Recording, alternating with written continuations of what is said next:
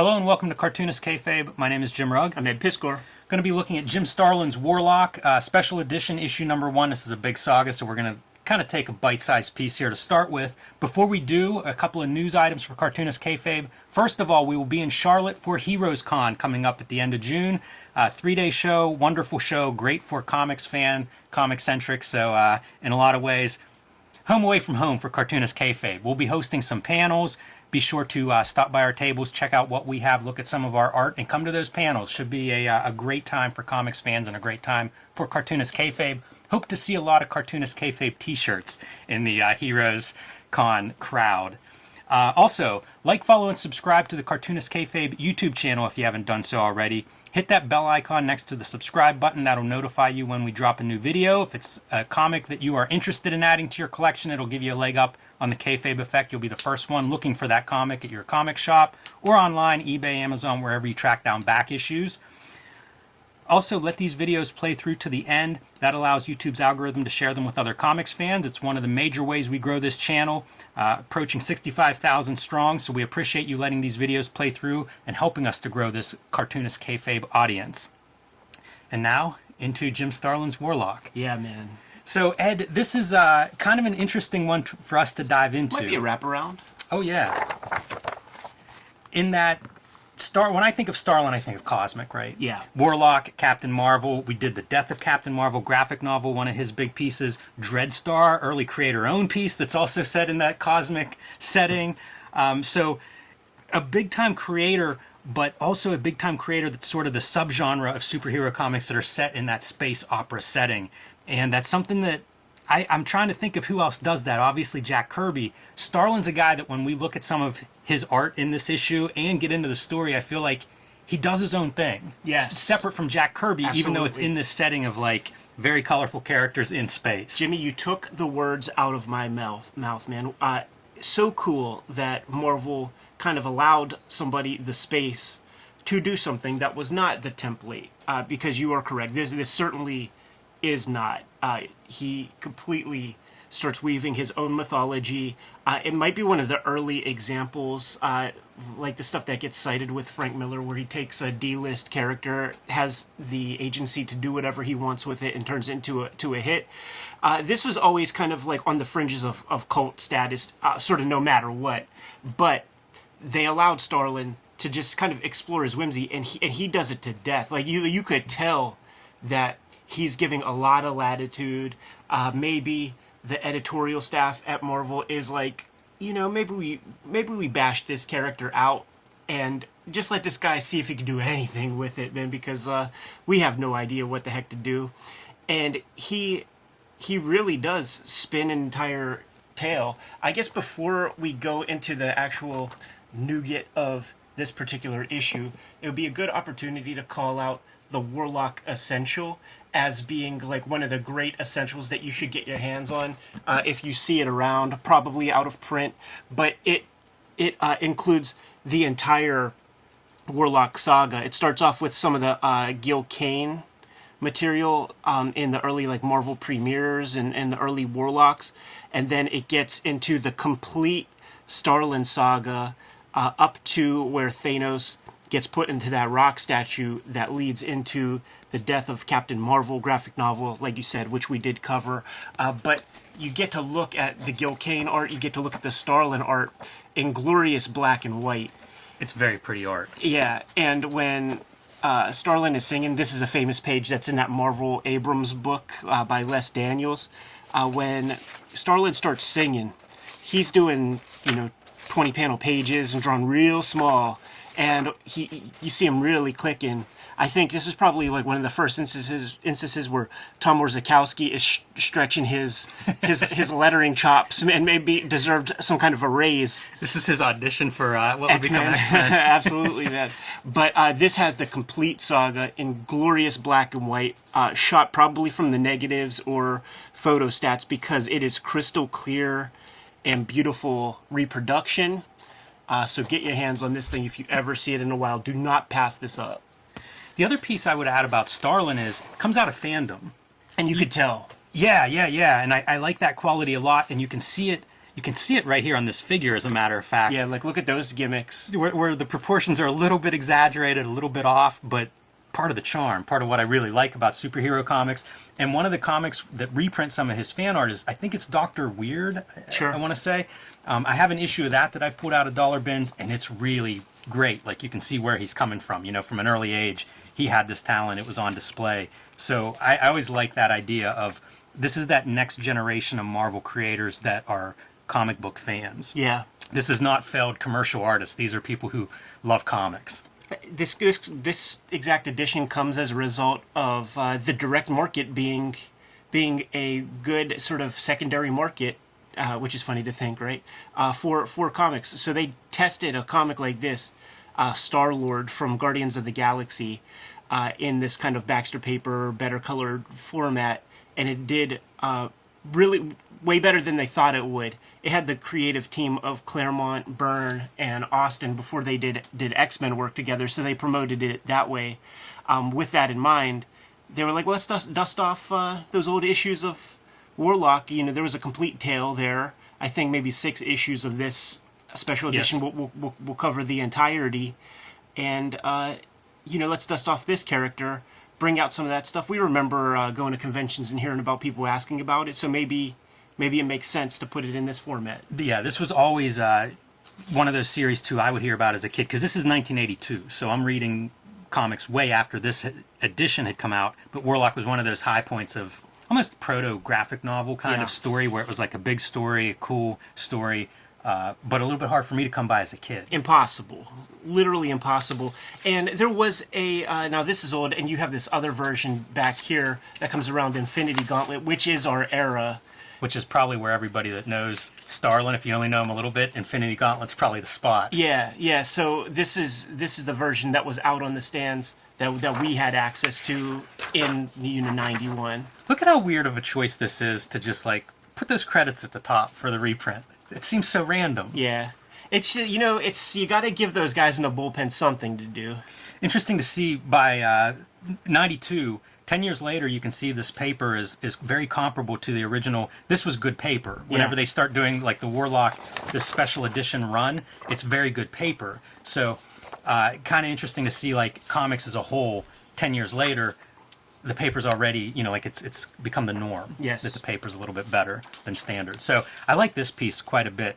Who is Adam Warlock? Great way to start this, because this ran as a series of backups and, you know, some in Strange Tales where it was like maybe one of 2 stories, one of a couple stories, and then in the back of Fantasy Masterpieces, some of it was reprinted. So definitely this thing that was, you know, we talk all the time, you get an opportunity, you're doing backups somewhere, but here we are over the decades. This is the piece that perseveres. It's the interesting challenge of editing this, and they actually chose not to use any editing shears on the work when they probably could have. Like, you keep this part because this is an introduction to the character, and it might be 5-6 pages worth of that stuff, but after you see every chapter break, you're getting a summary page or 2 or 3 of the pages that you just read, and editorially speaking, you could probably do without that, but then you would be losing out on some cool Starlin art. So they decided to keep it, which I'm happy about.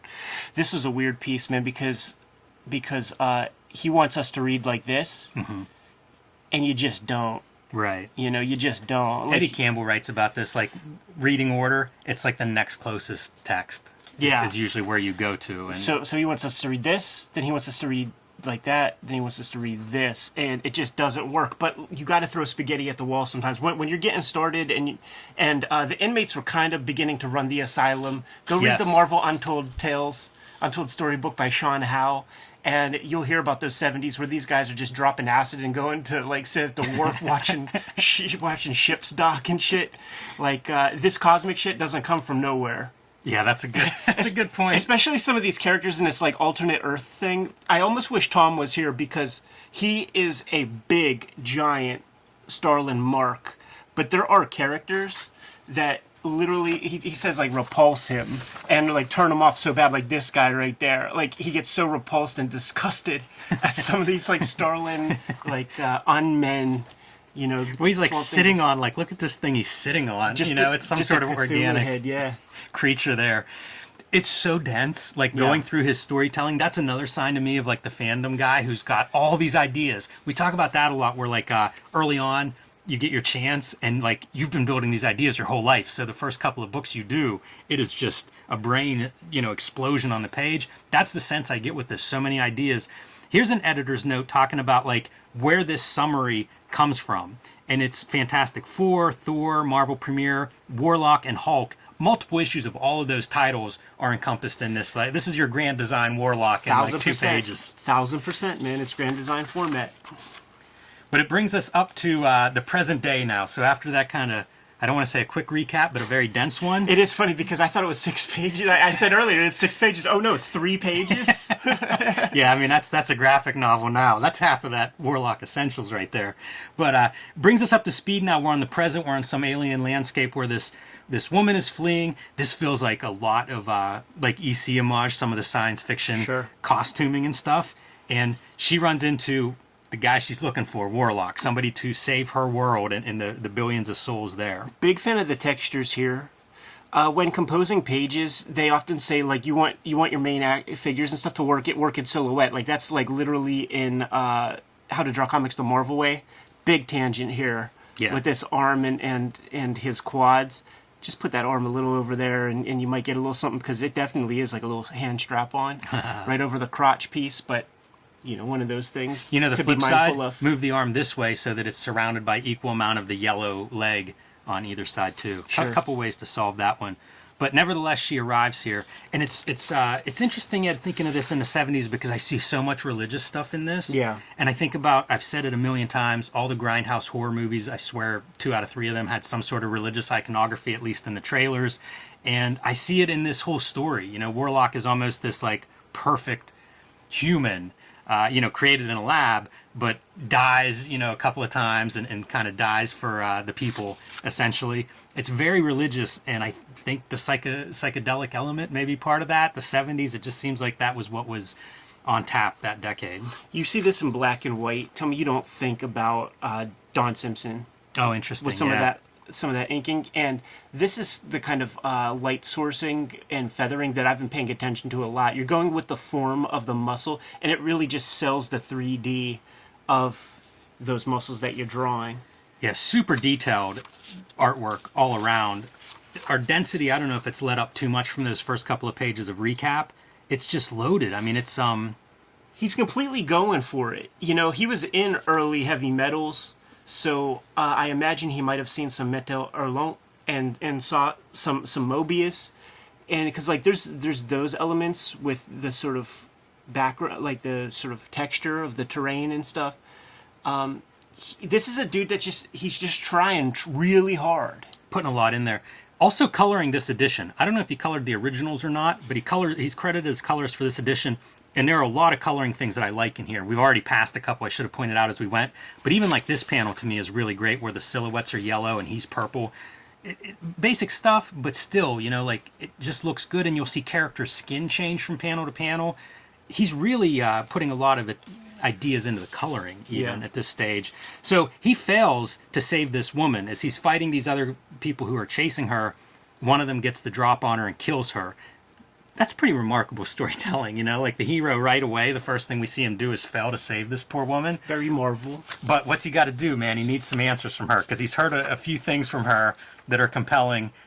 He's going to reanimate her with one of his magical pieces, which is this gemstone in his head. Is that one of the stones from Infinity Gauntlet? Yeah. I believe, a soul gem. Yeah. Like those, the gems are now, they create raw keys in back issues. Right. The time gem, the space gem, like stuff like that. It's now important canon that you have to get your hands on. Yeah, it's pretty good stuff. Here's some more of that nice coloring, just having that purple in your middle surrounded by the greens and yellows.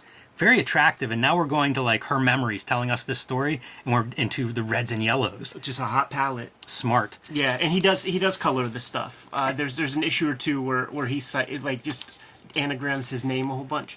All these pages are loaded with cool panels too. Like the panels of the people being tortured who are not falling in line. This is a religious movement, like an intergalactic religious movement is what he's going up against, and they're kind of showing, building that religion, and not without some casualties and some opposition along the way, but nothing has stood up to it yet. I like that. This is a paste up, and you could see a little blemish from the cut up piece of paper right there. Time to pay some bills. Ed Piskor and I are working cartoonists. The best way to support Cartoonist Kayfabe: buy our comic books. Red Room, Trigger Warnings.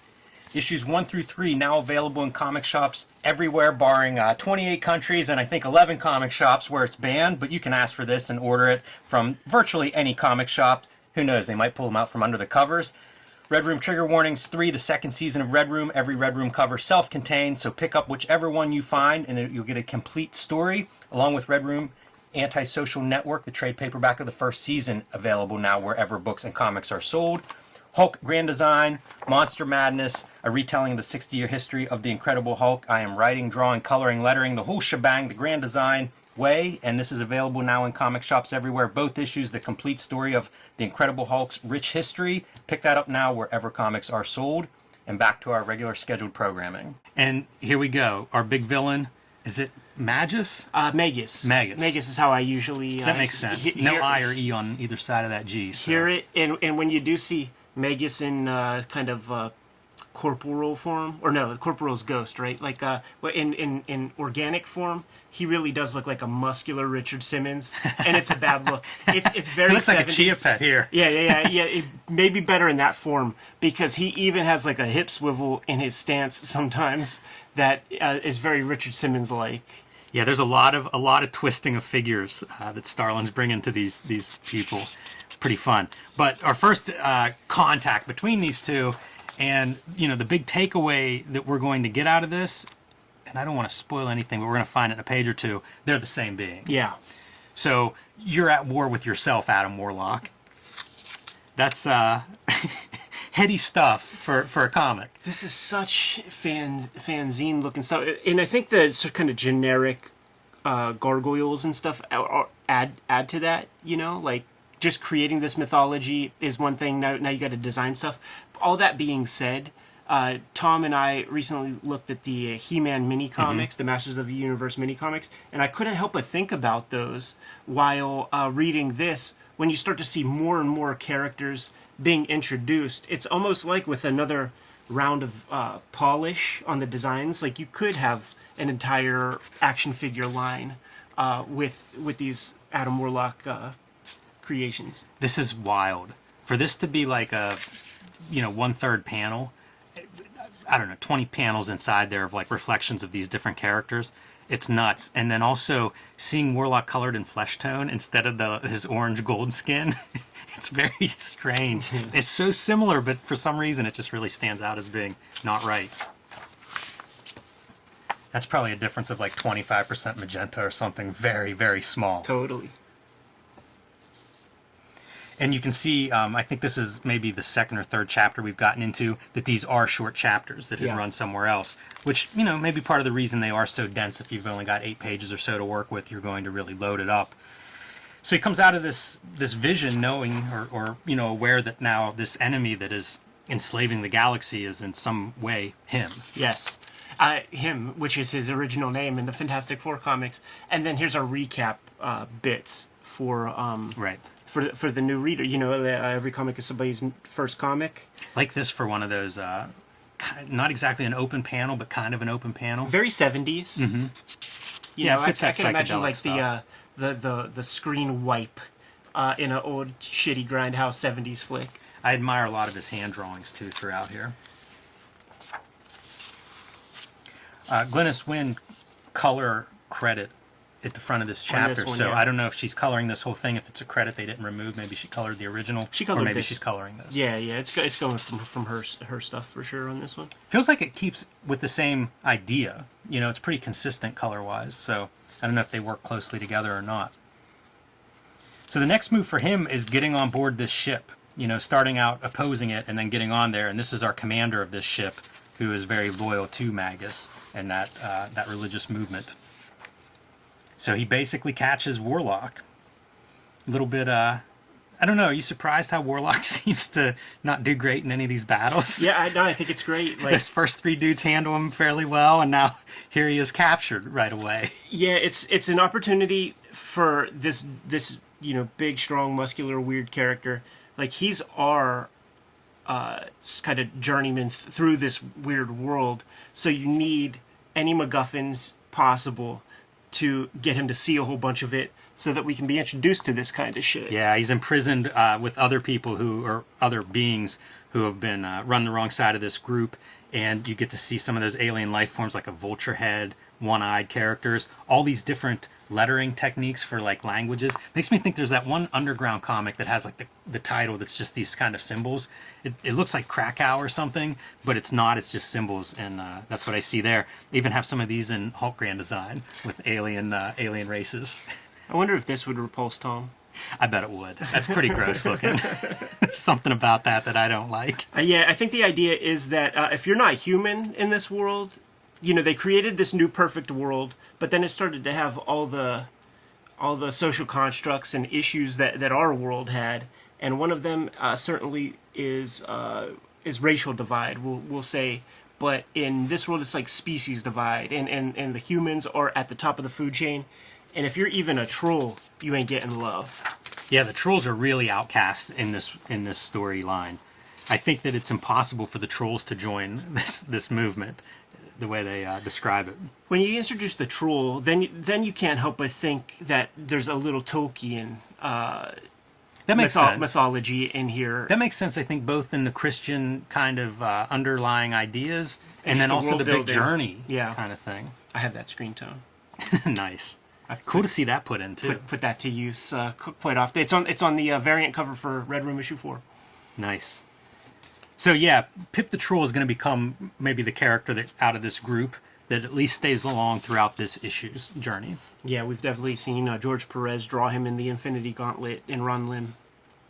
I'm so impressed by these small panels. Speaking of George Perez, like I see some of that, Yeah.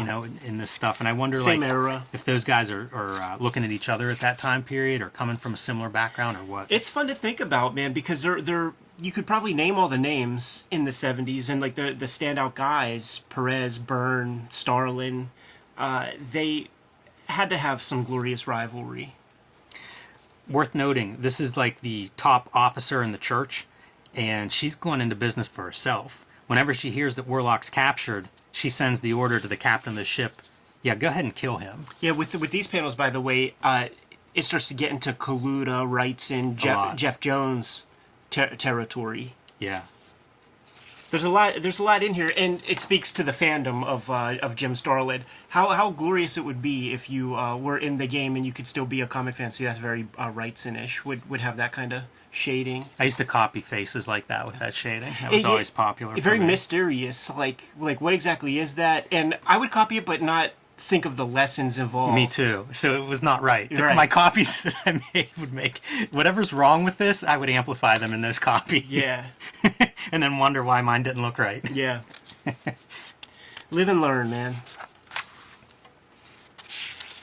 Meanwhile, the prisoners have all decided that they're going to revolt. They think they can overtake this ship, especially with Warlock's leadership, and he refuses that. There's kind of a big stance on how he doesn't believe in that idea that he would be a leader or that anybody should be a leader. All men should be free. Yeah. Or aliens, I guess. Yeah. I think that Starlin was in the military.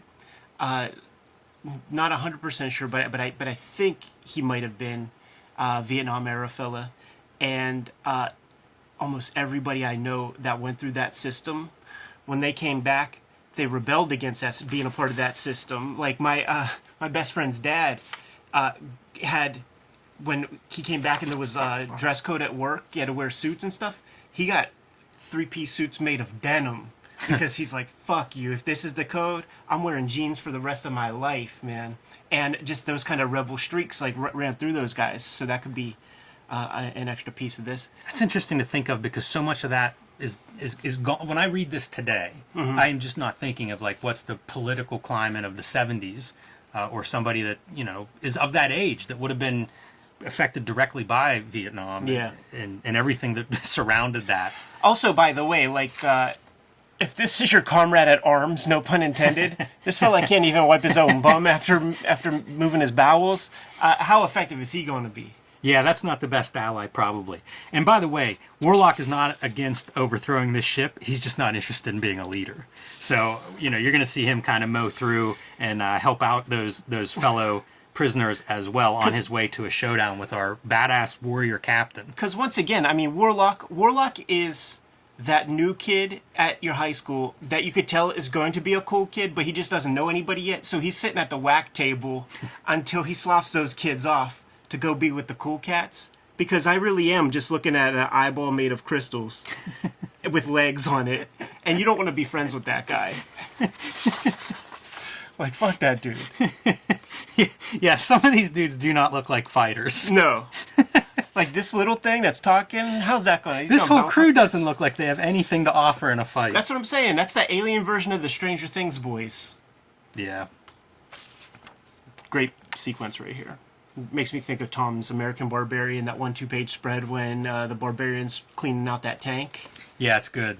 It's good. It feels very video game-like, too. Repeating the background, like you're stuck on that one point of view. It does. I like that. I like how do you figure out making these fights different from page to page and doing interesting stuff. I like this sequence for a choreographed fight of just like the spheres for the panels. With that real interesting zip on the back, man. I used to draw that, thinking that they just drew that. Oh man, is that really a zip? Oh yeah. I had no idea that wasn't all drawn. I would have done the same thing. That's one I could actually copy compared to like traditional dot screen tone. That's impossible. You have to ice your wrist after. Now this is not a zip. This is another thing with the Starlin Kirby crackle. He gets minuscule. So does George Perez. Like these guys, they like their whole thing was like better is more. Yeah. I like you get to see some of that variation in drawing where we're just getting these very fine lines that are almost like just holds for your color. Yeah.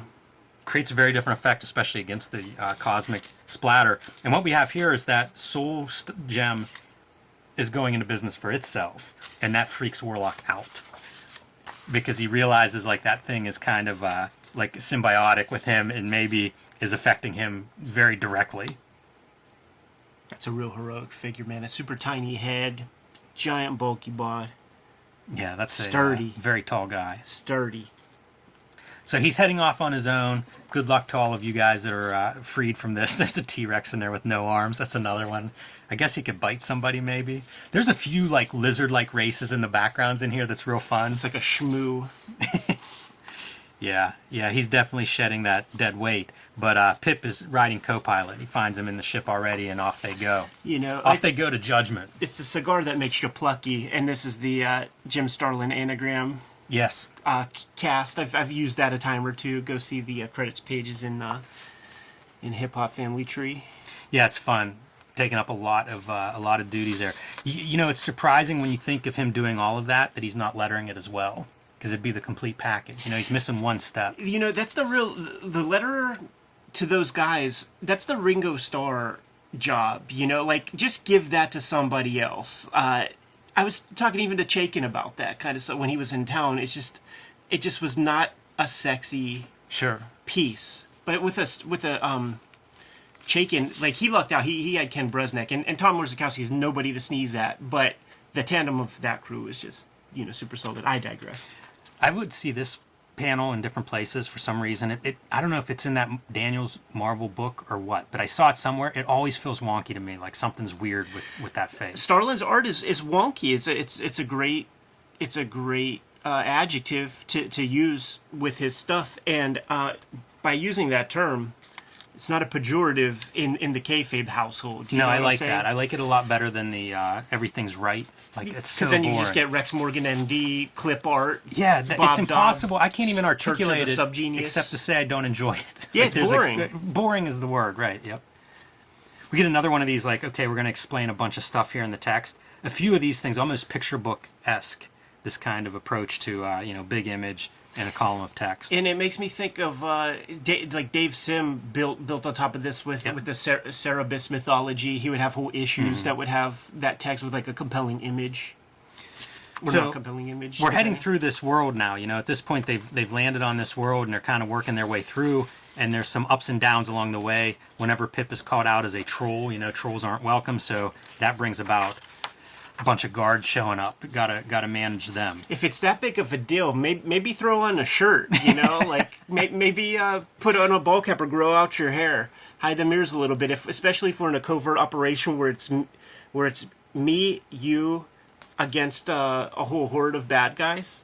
Yeah, I'm with you. It doesn't seem like rocket science to disguise yourself a little bit. I guess maybe the IQ points of a troll aren't that high. We're getting into another like studio-ish, Kaluta Wrightson kind of thing. Yeah, especially Alphonse in some Mucha. of those folds. Really shows. Wonder if this is the stuff that Al Weiss is inking. There's an ink assist on this issue. Oh, you know what? I bet there's no doubt. And one of the cool things about that Al Weiss fella, I bring it up whenever his name comes up, man, is in the very first letter column in Fantastic Four, issue 3, 4, whatever it is, he's got a fan letter in there, and I think that's cool. Freaking awesome. Yeah, it's pretty Speaking good. to the fandom part of it again. Absolutely. And again, we see kind of this first lady of this church who has her own plans for how this is going to play out. Going to get Warlock to do her bidding.